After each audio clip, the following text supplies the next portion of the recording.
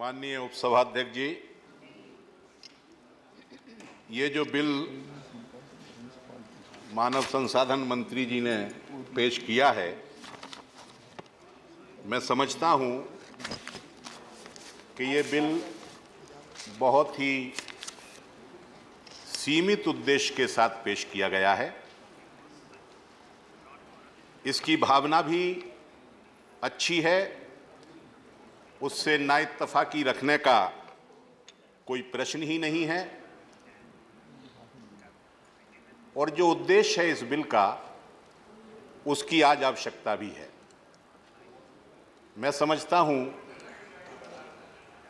कि हमें सबको इसका समर्थन करना चाहिए। इस बिल पर अपनी बात रखते हुए मेरे ख्याल से कोई राजनीति से प्रेरित वक्तव्य देने की आवश्यकता नहीं है, जैसे अभी मेरे पूर्व वक्ता ने दिया। जो काम अच्छा है वो अच्छा है। आज अगर मंत्री जी ने ये विधेयक प्रस्तुत किया है तो ये उन्होंने अच्छा काम किया है। अब मैं कहूं कि साहब 2 साल के अंदर भी आप तमाम गैर प्रशिक्षित अध्यापकों को प्रशिक्षण नहीं दे पाओगे, या जो इंफ्रास्ट्रक्चर अभी मंत्री जी ने इस बिल के प्रस्तावना रखते हुए बताया, मैं कहूं कि वो इंफ्रास्ट्रक्चर नाकाफी है। ये और विकसित होना चाहिए, ये और वृहद होना चाहिए। तो वो राजनीति से प्रेरित वक्तव्य होगा। मैं समझता हूं उसकी कोई आवश्यकता नहीं है और इस बिल का हम सबको समर्थन करना चाहिए। मैं अपनी पार्टी की तरफ से इसका समर्थन करने के लिए यहां खड़ा हुआ हूं।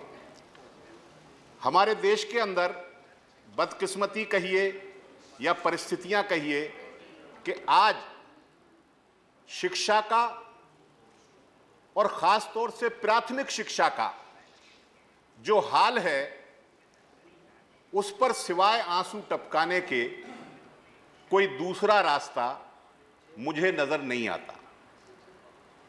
और जो प्रयास इसके लिए किए जाते हैं, कोई भी करे, उन प्रयासों की हमें सराहना करनी चाहिए, स्वागत करनी चाहिए। प्राथमिक शिक्षा की जो स्थिति है, हम इस अधिनियम का, इस बिल का सही उद्देश्य जब ही प्राप्त कर सकते हैं जब हम प्राथमिक शिक्षा को और ज्यादा बेहतर करें और देश के हर बच्चे को प्राथमिक शिक्षा दे सकें और गुणवत्तापूर्ण शिक्षा दे सकें, जिसके अंदर क्वालिटी हो, जिसे हम क्वालिटी एजुकेशन कहते हैं, उस प्रकार की शिक्षा दे सकें। उसके लिए हमें कई काम करने होंगे। सबसे पहला काम तो यह करना होगा कि अध्यापक को हम अध्यापक समझते हैं या उसे हमने हर मर्ज की दवा बना रखा है। आज प्राथमिक शिक्षा में जो अध्यापक लगे हुए हैं, जो अध्यापन कार्य कर रहे हैं, उनके पास कितने काम हैं।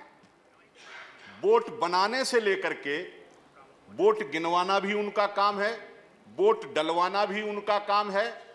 अब हमारे यहाँ आधार कार्ड से लिंक करने का एक अभियान सरकार ने चलाया है। वो अच्छा है, गलत है, बुरा है, वो अलग बहस है, लेकिन उसमें हमारे उत्तर प्रदेश के अंदर शिक्षक लगे हुए हैं। राशन कार्डों पर अब आने वाले दिनों में राशन नहीं दिया जाएगा, बल्कि बतौर सब्सिडी धन जो है व्यक्ति के खाते में सीधा पहुंचा दिया जाएगा। लिहाजा राशन कार्ड को लिंक करने का काम चल रहा है। उत्तर प्रदेश में आज सरकार ने यह आदेश किया है, अभी पिछले 2 महीने पहले, कि इस काम में भी शिक्षकों को लगाओ। जनगणना होती है, उसमें शिक्षक लगते हैं। पशुगणना होती है, उसमें शिक्षकों को लगाया जाता है। प्राथमिक शिक्षकों को उनके पढ़ाने के, अध्यापन के कार्य से अलावा करीब 30-35 कार्य ऐसे हैं जिसमें प्राथमिक शिक्षकों को लगाया जाता है। माननीय सभाध्यक्ष जी, मैं मंत्री जी से यह जानना चाहता हूं कि अगर इस प्रकार से हम शिक्षकों की जिम्मेदारी तय करेंगे कि पढ़ाई के लिए कम वक्त वो देंगे और बाकी कामों में ज्यादा वक्त देंगे, तो हम प्राथमिक शिक्षा के साथ न्याय नहीं कर रहे हैं। और सबको शिक्षा देने का, हर बच्चे को शिक्षित करने का जो हमारा लक्ष्य है, उसे पाने में हम निश्चित रूप से पिछड़ जाएंगे। इसलिए शिक्षकों पर जो भार है उसको, अतिरिक्त भार को कम करना चाहिए और उन्हें एक्सक्लूसिवली पढ़ाई के काम में ही लगाना चाहिए।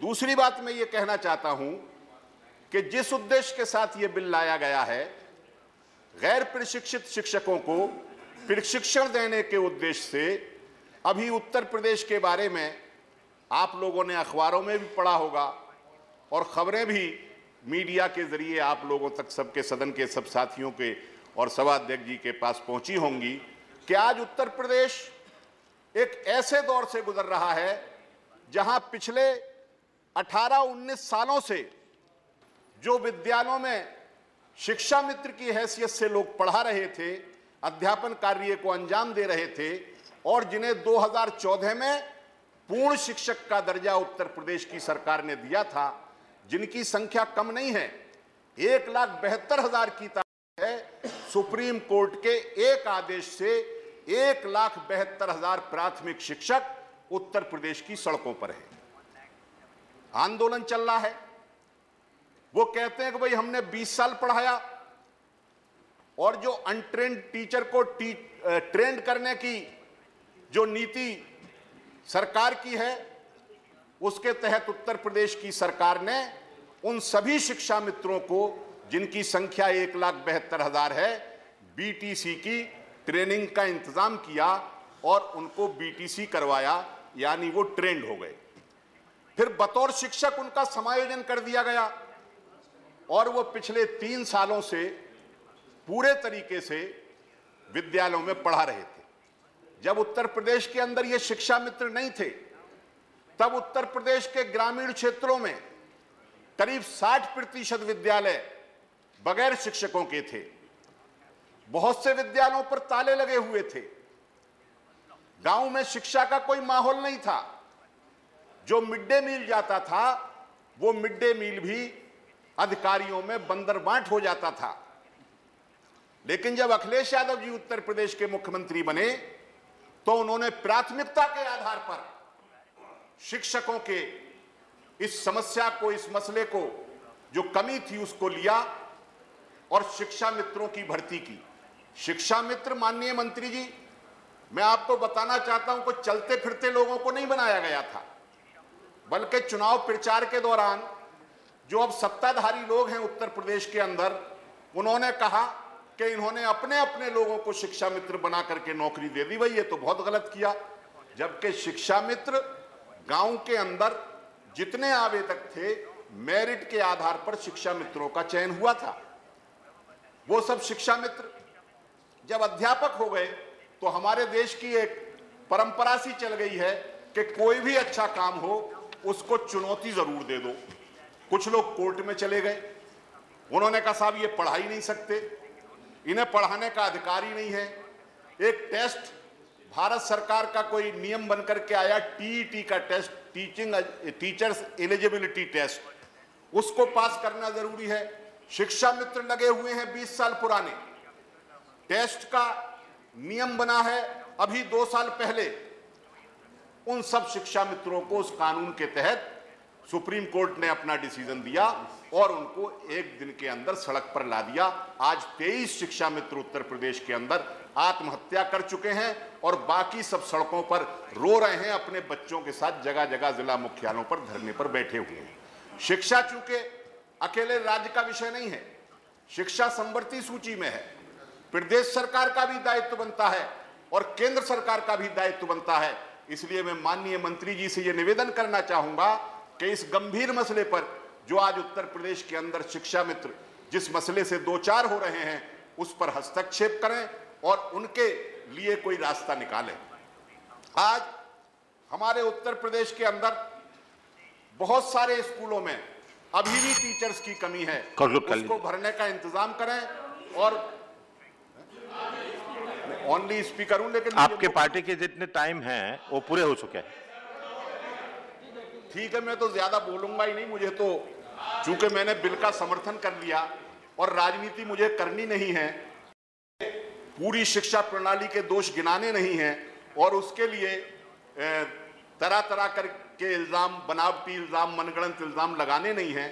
मैंने इस बिल का, इस विधेयक का समर्थन किया है और माननीय मंत्री जी से ये मांग की है कि उत्तर प्रदेश में शिक्षकों की कमी को ध्यान में रखते हुए वहां की जो पूर्व सरकार ने शिक्षा मित्रों को राहत दी थी, सुविधा दी थी और जो उन्हें स्थान दिया था, उनका जो समायोजन किया था नौकरियों के अंदर शिक्षकों के रूप में, उसको जारी रखने के लिए अगर अदालत के अंदर पक्ष बनना पड़े तो केंद्र सरकार को पक्ष बनना चाहिए और अगर कोई नियम ला करके, कोई कानून ला करके उन शिक्षा मित्रों को बहाल करवाने की दिशा में कोई भी कदम उठाना चाहिए पड़े तो हमारी सरकार को उठाना चाहिए। बहुत बहुत धन्यवाद। धन्यवाद।